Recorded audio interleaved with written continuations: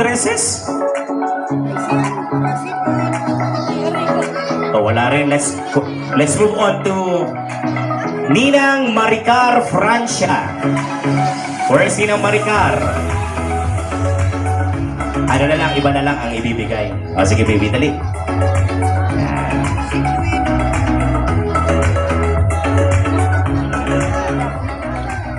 In behalf of Ninang Icar George, pinapagbigay po ni Ninang Icar mo.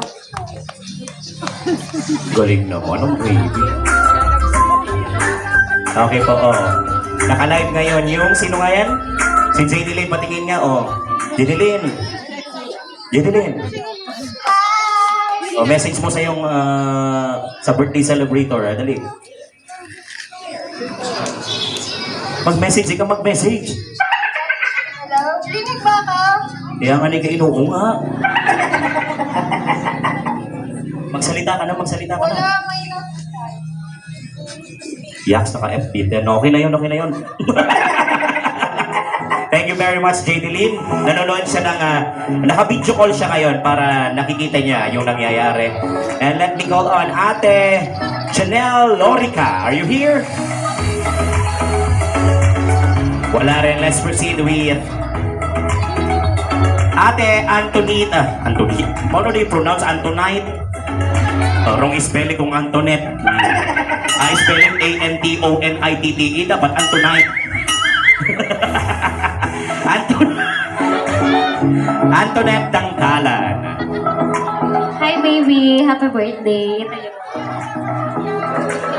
Wishing you a lot of happiness and enjoy today. Happy birthday again. Alright, thank you very much Ate Antoinette Dangkalan. Picture ka muna po. And next to Antoinette, we have Lola Belen Barameda.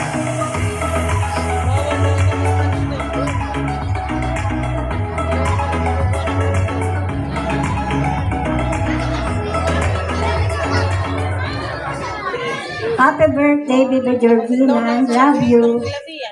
Yeah, love you too, Lola Belen. Picture muna tayo.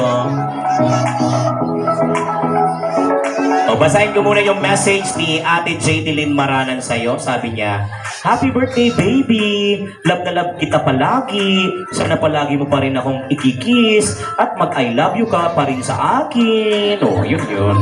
Thank you, J.D. Lynn. And last to give the dresses gift, we have Crisanta Obis. Lola Crisanta Obis.